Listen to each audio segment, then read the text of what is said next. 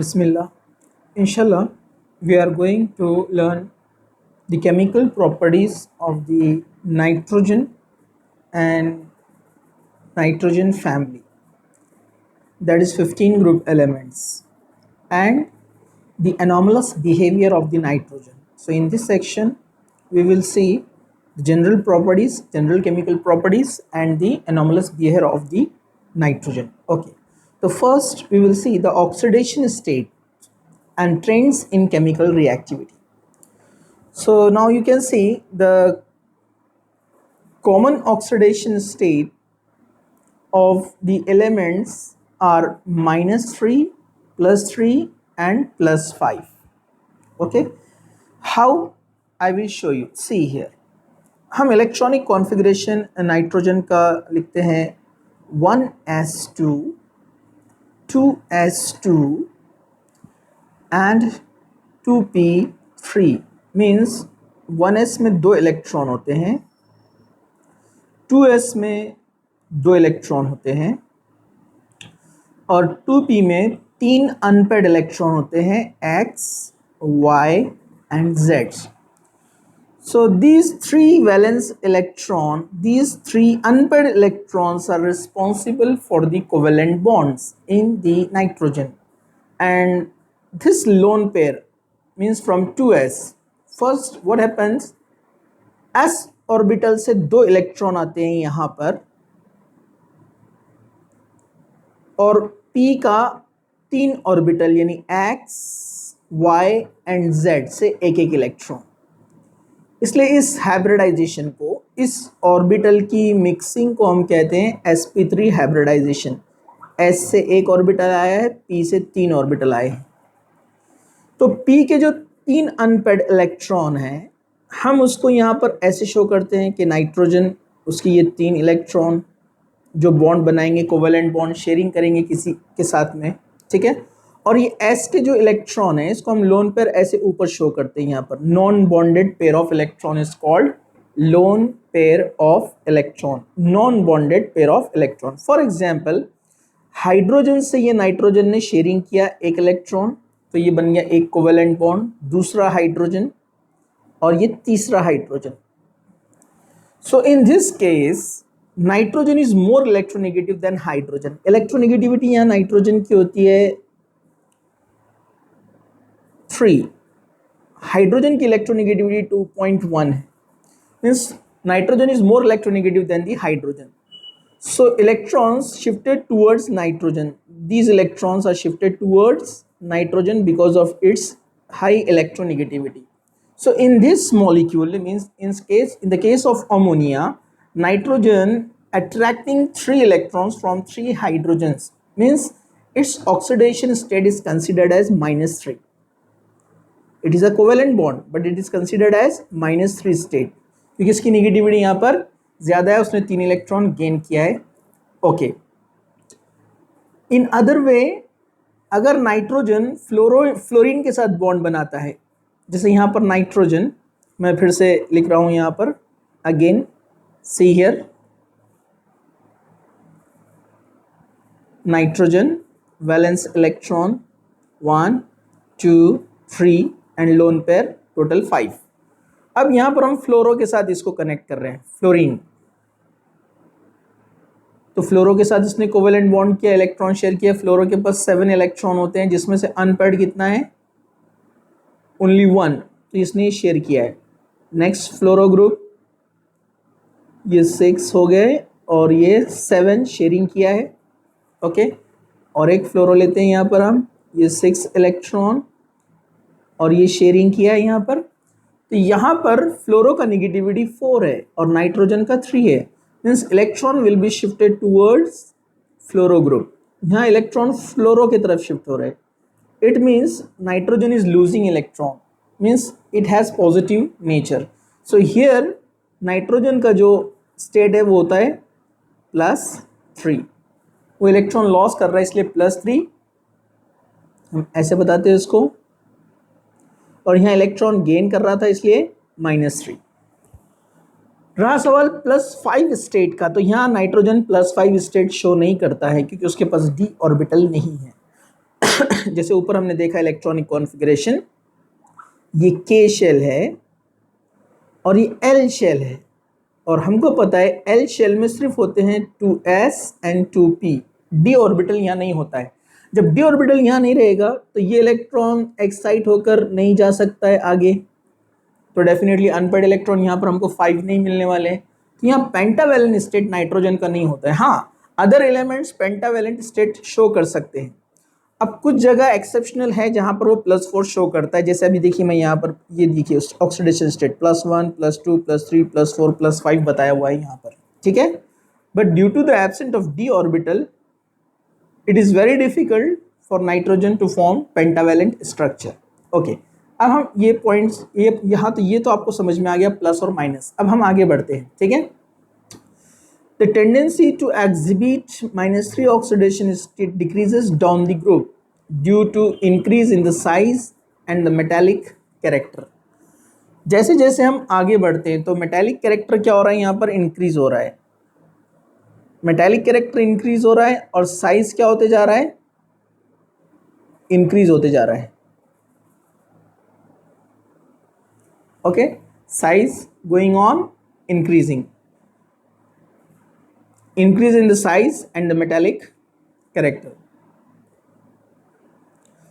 So यहाँ जो -3 state है, मतलब ये जो इनका ऑक्सीडेशन स्टेट -3 है, मीन्स इलेक्ट्रॉन गेन एबिलिटी जो है, अपने को पता है जो बड़ा एटम होता है उनकी इलेक्ट्रॉन गेन एबिलिटी कम होती है, इसलिए इलेक्ट्रॉन गेन एबिलिटी -3 स्टेट में यहाँ पर कम होती जाएंगी। तो आप उसको जो है इस तरह से शो कर सकते हैं कि 15 ग्रुप एलिमेंट -3 स्टेट में अच्छे से कौन बनाएगा, nitrogen, then phosphorus, then arsenic, antimony and bismuth. Arsenic, antimony and bismuth, ये पॉइंट याद रखिए, ठीक है। चलिए हम आगे बढ़ते हैं। In fact, last member of the group, bismuth, hardly form any compound of -3. Means exceptional case, बहुत मुश्किल से रेयर बनाएगा ये -3 स्टेट। इसको हम यहाँ स्टार मार्किंग कर देते हैं। ओके, चलिए आगे बढ़ते हैं। The stability of +5 oxidation state also decreases down the group. +5 जो एबिलिटी है वो भी जो है डिक्रीज होते जाती है। The only well characterized bismuth 4 compound is BF5. मतलब ये पॉइंट भी आपको यहाँ पर याद रखना है कि +5 स्टेट में भी जो ऑर्डर है वो इस तरह से ही रहेगा, डिक्रीजिंग ऑर्डर। और bismuth again rarely, only bismuth F5, ये एक कंपाउंड हमको अच्छे से मिलता है, बाकी बहुत डिफिकल्ट है। ओके, छोटे छोटे पॉइंट्स है लेकिन आपको ध्यान में रखना है। The stability of +5 oxidation state decreases and that of +3 increases due to inert pair effect down the group. अब यहाँ पर आपको याद रखना है कि +3 स्टेट में ये जो ऑर्डर है हमको इंक्रीज मिलने वाला है इनर पेयर इफेक्ट की वजह से, ये हम पहले डिस्कस कर चुके हैं। ओके, वो इजीली +3 स्टेट यहाँ पर फॉर्म कर सकता है। Beside +5 oxidation state, nitrogen exhibit +1, +2 and +4 state. How? ये मैंने आपको बताया, यहाँ पर उसने +3 स्टेट तो शो किया था इन केस ऑफ फ्लोरो। ओके, लेकिन ये जो इलेक्ट्रॉन है lone pair, these lone pair, इनको डोनेट करके वो एक बॉन्ड और बना सकता है, यानी +4 स्टेट फॉर्म हो सकती है यहाँ पर, ठीक है। ये भी एक पॉइंट आप याद रखिए। Okay, and also +5 oxidation state with halogen as a nitrogen does not have d orbital to accommodate electron from other element to form bonds. Nitrogen halogen के साथ पेंटावैलेंट स्टेट बनाएगा लेकिन अदर एलिमेंट्स के साथ वो नहीं बना सकता because of absence of d orbital. ये बात मैंने आपको बताई, ठीक है। Phosphorus also shows +1 and +4 state, similar oxidation configuration है इसका, इलेक्ट्रॉनिक कॉन्फ़िगरेशन, तो ये भी +1 और +4 बता सकता है। जैसे फॉस्फोरस के फेमस एग्जाम्पल से हम देखते हैं PCl3 भी होता है, जिसके पास यहाँ लोन पेयर है, और जब ये लोन पेयर यूज़ कर लेगा वो बॉन्डिंग के लिए PCl5 भी बनता है। ठीक है, हमने इसको लेविस एसिड और बेस के अंदर देखा था। Okay, in case of nitrogen all oxidation state from +1 to +4 tend to disproportionate in acid solution. For example, यहाँ पर आप देख सकते हैं एसिड सोल्यूशन में डिस्प्रोपोर्शनेट है, मतलब एक दूसरे में इंटर कन्वर्टिबल है, चेंज होते रहती है। जैसे यहाँ नाइट्रोजन का अगर ऑक्सीडेशन स्टेट अगर आप देखेंगे तो 2 ऑक्सीजन है, एक ऑक्सीजन का होता है -2, तो -2 और ऑक्सीजन कितने 2, तो कितना आएगा आंसर -4। ओके, तो एक हाइड्रोजन का चार्ज कितना होता है +1, तो ये +1 और ये -4, इससे हम नाइट्रोजन का निकाल सकते हैं। ये हाइड्रोजन का है, ये ऑक्सीजन का है, तो -4 एंड +1 आंसर क्या आएगा -3, मतलब यहाँ नाइट्रोजन कौन है +3, -3 को बैलेंस करने के लिए +3। ओके, अब यहाँ पर HNO3 में आप देखेंगे, यहाँ पर अगर हम देखते हैं तो ऑक्सीजन 3 है, तो -2 × 3 मतलब -6, ये ऑक्सीजन का हो गया। हाइड्रोजन 1 है इसलिए ओनली +1, +1 एंड -6 कितना हो जाता है -5, मतलब यहाँ नाइट्रोजन कितना है +5। इस तरह से आप ऑक्सीडेशन स्टेट निकाल सकते हैं। ये नाइट्रोजन का यहाँ निकाला, ये नाइट्रोजन का यहाँ निकाला। ठीक है, ओके। इसी तरह आप इस नाइट्रोजन का निकालेंगे, एक ही ऑक्सीजन है -2 और दूसरा नाइट्रोजन क्या रहेगा +2, तो यहाँ नाइट्रोजन कितना है +2, तो आप यहाँ पर इसको देख सकते हैं। ठीक है, यहाँ +5 आया है और यहाँ पर +2 आया है। ओके,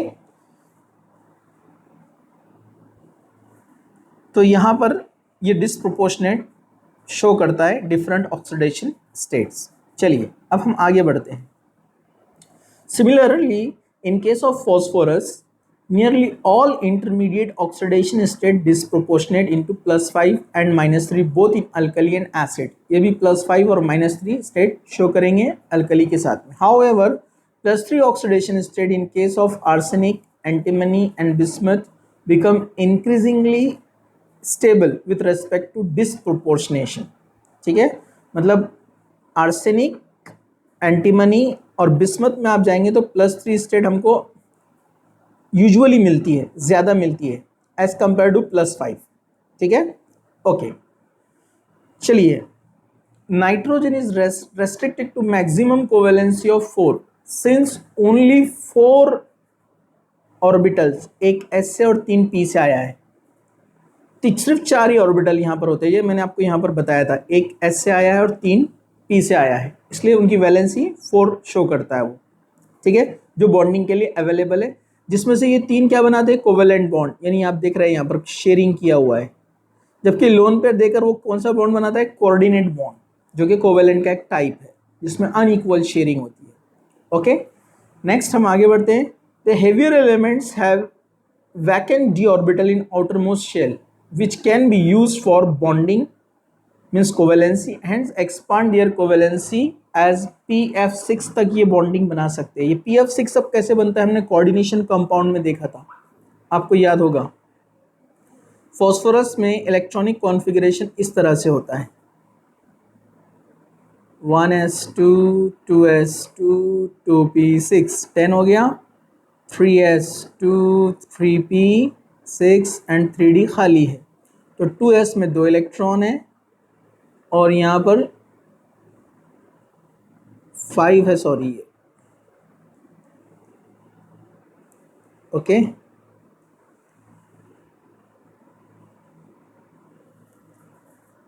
फिफ्टीन होता है ना, तो ये 3p3 है। ओके, तो यहाँ एक ही इलेक्ट्रॉन आएगा, यहाँ एक इलेक्ट्रॉन आएगा और यहाँ एक इलेक्ट्रॉन आएगा, तो 3s में 2 है और 3p में 3 है, लेकिन जो 3d है वो खाली है अभी, तो मैं इसको फिर से ड्रॉ कर रहा हूँ क्योंकि इसका एक इलेक्ट्रॉन जम करके 3d में चला जाएगा। तो अपने को कॉन्फ़िगरेशन क्या मिलेगा, 3s1 एक इलेक्ट्रॉन चला गया जम करके यहाँ से, 3p3 1 2 3 और 3d में एक इलेक्ट्रॉन यहाँ से जम करके गया है, 1 2 3 4 5, 1 2 3 4 5, एक इलेक्ट्रॉन यहाँ पर आ गया है। तो अब इसके पास अनपेड इलेक्ट्रॉन कितने हो गए? 5। तो ये सिंगल जो है बॉन्डिंग बना सकता है, और ये एम्प्टी ऑर्बिटल में और आकर कोऑर्डिनेट बॉन्ड की तरह जो है लिगेंड्स बैठ सकते हैं, क्योंकि इनके पास डी ऑर्बिटल अवेलेबल है। ये हम कोऑर्डिनेशन में डिटेल में पढ़ चुके हैं। ओके, चलिए आगे बढ़ते हैं।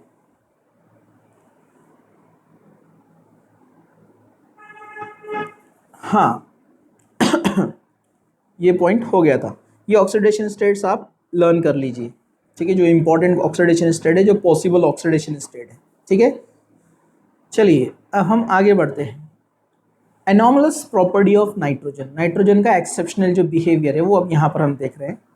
Nitrogen differ from rest of the member of this group due to its small size. ये हम हर बार पढ़ते हैं, मैंने पहले भी बताया था आपको, सभी फैमिली में जितने भी ग्रुप्स है उनका जो पहला एलिमेंट होता है वो एक्सेप्शनल बिहेवियर शो करता है, जिसका पहला रीजन है स्मॉल साइज, क्योंकि अपने को पता है टॉप टू बॉटम हम जाते हैं साइज इंक्रीज होता है।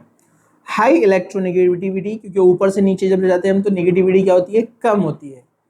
हाई आयनाइजेशन इंथैल्पी, अगेन ऊपर से नीचे की तरफ आते हैं, लास्ट लेक्चर में हमने देखा एनर्जी डिक्रीज होती है, ऊपर वाली की एनर्जी ज़्यादा है, मतलब सबसे ऊपर जो एलिमेंट रहेगा उसका साइज कम होगा, नेगेटिविटी ज़्यादा होगी और आयनाइजेशन इंथैल्पी भी ज़्यादा होगी।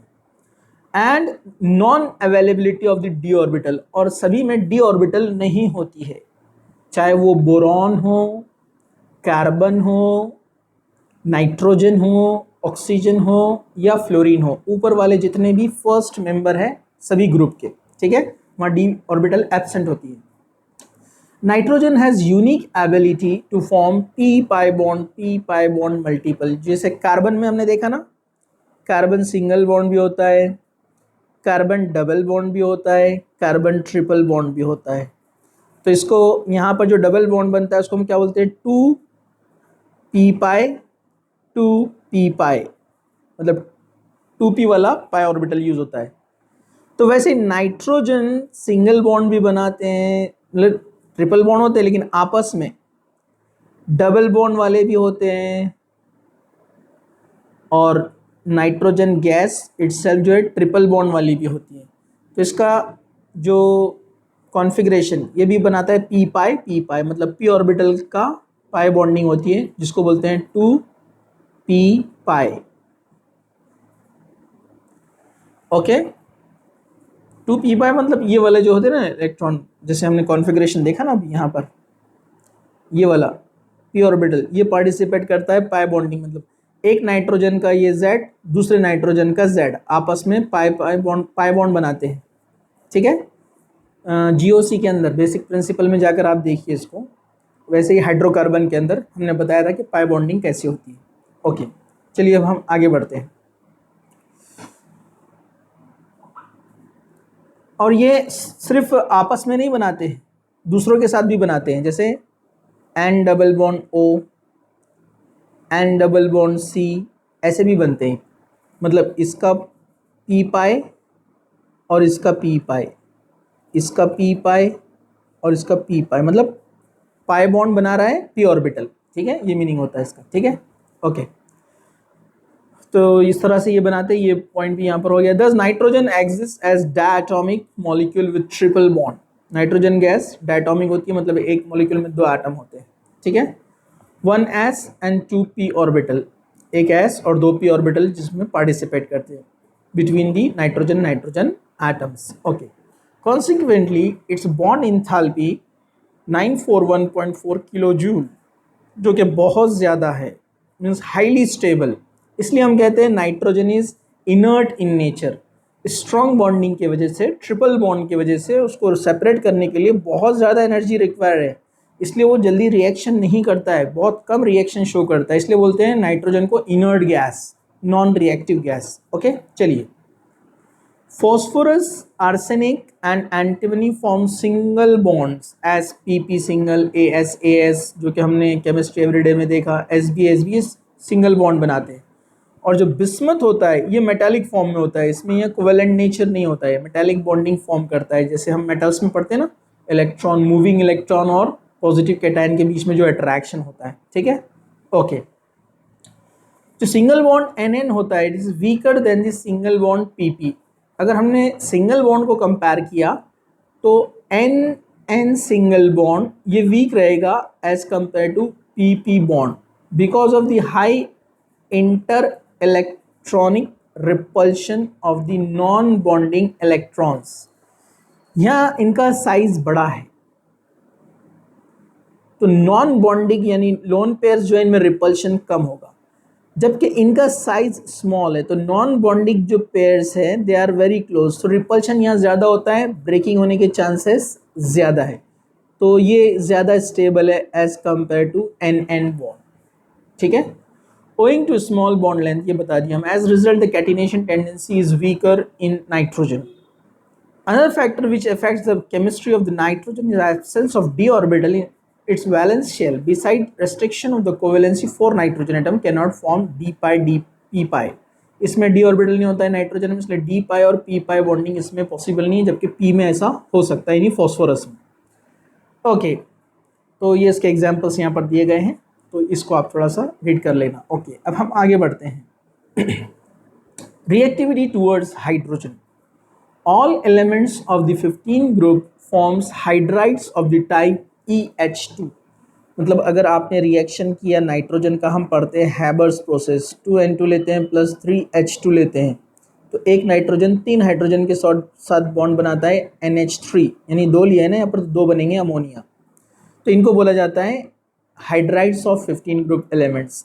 तो इसमें NH3 हो गया, PH3 हो गया, AsH3 हो गया आर्सेनिक वाला, SbH3 हो गया एंटीमनी हाइड्राइड, बिस्मथ हाइड्राइड, तो ये सब हाइड्राइड्स बनाते हैं। ओके, इनको इन जनरल E से शो किया जाता है, मतलब EH3। ओके, चलिए आगे बढ़ते हैं। The hydride show regular gradation in their properties. The stability of hydride decreases from ammonia to bismuth. हम अमोनिया से बिस्मथ की तरफ जाएंगे तो इनकी स्टेबिलिटी क्या होती है, यहाँ पर कम होते जाएंगी। यहाँ पर देखिए इसको कहाँ पर डिस्कस किया है, 7.2, ये यहाँ पर देखिए बताया गया है। ओके, तो ये आपको याद रखना है कि हम ऊपर से नीचे की तरफ यहाँ पर जब जा रहे हैं तो hydride show regular gradation in their properties. The stability of hydride decreases from ammonia. Decreases. ठीक है, स्टेबिलिटी डिक्रीज हो रही है। ओके, चलिए हम आगे बढ़ते हैं। Which can be observed from their bond dissociation enthalpies। Bond dissociation enthalpies से हम उसको पहचान सकते हैं कि नीचे वालों की बॉन्ड डिसोसिएशन इंथैल्पी लेस है, आसानी से वो ब्रेक हो जाएंगे, मतलब स्टेबल नहीं है, और डेफिनेटली साइज बड़ा है तो डिसोसिएशन इंथैल्पी कमी होती है। Okay, top to bottom. Okay, the reducing character of the hydride increases. Reducing property उनकी इंक्रीज होगी क्योंकि आसानी से जब बॉन्ड ब्रेक हो रहा है तो आसानी से हाइड्रोजन देगा, सामने वाले का रिडक्शन इजीली होगा, मतलब इनका रिड्यूसिंग एक्शन ज़्यादा है। Okay okay, ammonia is only a mild reducing agent while bismuth is the strongest reducing agent। अभी जैसे मैंने बताया अमोनिया नाइट्रोजन का साइज स्मॉल है तो यहाँ पर हाइड्रोजन को ब्रेक करना डिफ़िकल्ट है, जबकि बिस्मथ साइज में बड़ा है, बॉन्ड डिसोसिएशन एनर्जी यहाँ पर कम लगेगी, मतलब H को ब्रेक करना यहाँ पर ईजी है। ईजी है मतलब आसानी से हाइड्रोजन निकल जाएगा, आसानी से हाइड्रोजन निकलेगा तो सामने वाले का रिडक्शन करेगा, मतलब ये अच्छा रिड्यूसिंग एजेंट है, जबकि ammonia very mild. Okay, next basicity. अगर हम बेसिसिटी को कंपेयर करते हैं, बेसिसिटी, तो बेसिसिटी ऑर्डर देखिए हमको इस तरह से मिलता है, मतलब बेसिसिटी ऑल्सो डिक्रीजेस। तो बेसिसिटी यहाँ पर क्या होने वाली है, डिक्रीजेस इन ऑर्डर। ओके, मतलब सबसे अच्छा बेस कौन है, नाइट्रोजन यहाँ पर। ओके, चलिए due to high electronegative and small size of nitrogen ammonia exhibit hydrogen bonding in solid as well as in liquid state. ये अच्छा हाइड्रोजन बॉन्ड बनाता है, हम ऑलरेडी डिस्कस कर चुके हैं। ठीक है, because of this it has the higher melting and boiling point than the phosphine यानी PH3 से ज़्यादा उसका melting point and boiling point है। तो आप यहाँ पर देख सकते हैं मेल्टिंग पॉइंट बॉइलिंग पॉइंट हम जा रहे हैं नीचे की तरफ, तो ये डिक्रीज हो रहा है, यहाँ एक एक्सेप्शनल स्लाइटली इंक्रीज हुआ है, ठीक है। Okay, boiling point same order में आप देखेंगे यहाँ पर। ओके, ये डिस्टेंस के बारे में मैंने आपको बता दिया, साइज बड़ा हो रहा है। EH डिस्टेंस इन पिकोमीटर क्या होने वाला है यहाँ पर। ओके, इसी तरह एंगल, ये इंपॉर्टेंट नहीं है लर्न करने के लिए, लेकिन इसको याद रखिए। और ये वैल्यूज़ तो मैंने आपको बताया कि जितना कम एनर्जी रहेगा उतना आसानी से वो जो है उसको हम निकाल सकते हैं, ठीक है। Okay, reactivity towards oxygen, all this element forms two types of oxide, E2O3 and E2O5। जैसे example N2O3 and N2O5. Okay, the oxide in a higher oxidation state of the element is more acidic than the lower oxidation state. मतलब इनका acidity ज़्यादा रहेगा, more acidic in nature, जिसके पास जितने ज़्यादा oxygen रहेंगे। Okay, their acidity character decreases down the group। अगर हम इनका सेम ग्रुप वाले एलिमेंट्स लेते हैं जैसे N2O3, P2O3, AS2O3, तो इनका ऑक्साइड का जो एसिडिक कैरेक्टर है वो क्या होने वाला है, डिक्रीज, एसिडिटी डिक्रीजेस, ठीक है, ये डाउन द ग्रुप डिक्रीज होने वाला है। The oxides of the type of E2O3 of nitrogen and phosphorus are purely acidic, purely acidic, okay। Of the arsenic and antimony are amphoteric, arsenic लिया और antimony oxide लिया, they are amphoteric, okay। And bismuth oxide is basic in nature। ये सारे point आपको याद रखना है। हमने 13 ग्रुप में भी 14 ग्रुप में भी देखा किसके ऑक्साइड्स कौन से होते हैं एसिडिक, इस पे क्वेश्चन आते हैं। बहुत छोटे छोटे पॉइंट है लेकिन इंपॉर्टेंट है, ओके। चलिए अब हम आगे बढ़ते हैं। Reactivity towards halogen, these elements react to form two series of halides. इसमें दो टाइप के हमको मिलते हैं, EX3, EX5। जैसे एग्जाम्पल मैंने आपको बताया PCl3 and PCl5, okay. Nitrogen does not form pentahalide, ये भी पॉइंट मैंने पहले क्लियर किया था आपको, जो कि कंफ्यूजिंग था स्टार्टिंग के पैराग्राफ में। इसके पास d ऑर्बिटल एब्सेंट है, d ऑर्बिटल एब्सेंट है, तो नाइट्रोजन के केस में NF3 बनता है लेकिन NF5 नहीं बनेगा, ठीक है, okay. Pentahalides are more covalent than the trihalides, मतलब अगर हम कोवेलेंट नेचर इसका देखेंगे यहाँ पर तो कोवेलेंस यहाँ डेफिनेटली ज़्यादा है, तो pentahalides are more covalent than trihalides of the 15 group element. This is due to fact that the pentahalides oxidation state exists while in the case of trihalide plus 3 oxidation state exists, okay।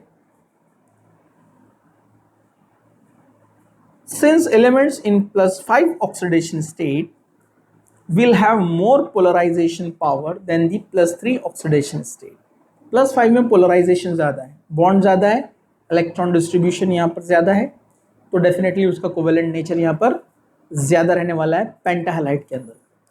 All trihalides of these elements except those of nitrogen are stable in case of nitrogen only NF3 is known to be stable. मतलब हमको nitrogen के halides में ये एक मिलता है अच्छे से स्टेबल, अदर एलिमेंट्स में बाकी सब मिलते हैं और बाकी नाइट्रोजन के हैलाइड्स स्टेबल नहीं रहेंगे। Trihalides except BF3 are predominantly covalent in nature, ये पॉइंट भी आप याद रखिए, बिस्मथ भी हमेशा एक्सेप्शनल प्रॉपर्टीज़ में आता है, तो ये कोवेलेंट नेचर में शो करेगा अपने को। और अदर के फिर यहाँ पर साइज़ इंक्रीज होने की वजह से मैंने आपको बताया था एनायन का साइज़ जब बड़ा होता है तो नेचर किस तरफ जाता है, आयोनिक की तरफ जाता है, ये हमने फाजान रूल के अंदर पढ़ा था, ओके। ठीक है, चलिए आगे चलते हैं। Reactivity towards metals, all these elements react with metals to form their binary compounds exhibit -3 oxidation states such as calcium nitrite. तो आप यहाँ पर इसको इजीली बैलेंस कर सकते हैं, याद रखना है।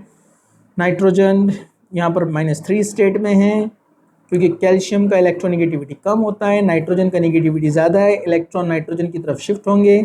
ओके, सिंपल है। अगर आपको नाइट्रोजन का स्टेट यहाँ पर मालूम करना है तो कैल्शियम का तो बेसिक है, हमको पता है +2 होता है कैल्शियम, और 3 कैल्शियम लिया तो इंटू 3 मतलब कितना हो गया +6। +6 को बैलेंस करने के लिए नाइट्रोजन भी कितना चाहिए -6, मतलब एक नाइट्रोजन के हिस्से में कितना आएगा -3, मतलब 2 नाइट्रोजन का -6, इस तरह से। ओके, तो ये मेटल्स के साथ इजीली रिएक्ट होते हैं, कैल्शियम नाइट्राइट बनाते हैं, वैसे ही कैल्शियम फॉस्फाइड बनाते हैं। और आगे आप देख रहे हैं सब यहाँ दिए हुए वैसे सोडियम आर्सेनाइड, जिंक एंटीमोनाइट, ठीक है, एंड मैग्नीशियम बिस्मुथाइड। तो ये मेटल्स के साथ इनका आसानी से रिएक्शन होता है। तो ये सब प्रॉपर्टीज़ थे जो एनसीईआरटी में आपके डिस्कस किए हैं। इंशाल्लाह इसके जो एक्स्ट्रा पॉइंट्स है इसके लिए हम एक एक्स्ट्रा वीडियो इसके ऊपर बनाते हैं, बट हम आगे वाले जो टॉपिक है इसमें आके जो है नाइट्रोजन के अदर कंपाउंड्स के बारे में डिस्कशन करेंगे इंशाल्लाह। Okay, thank you.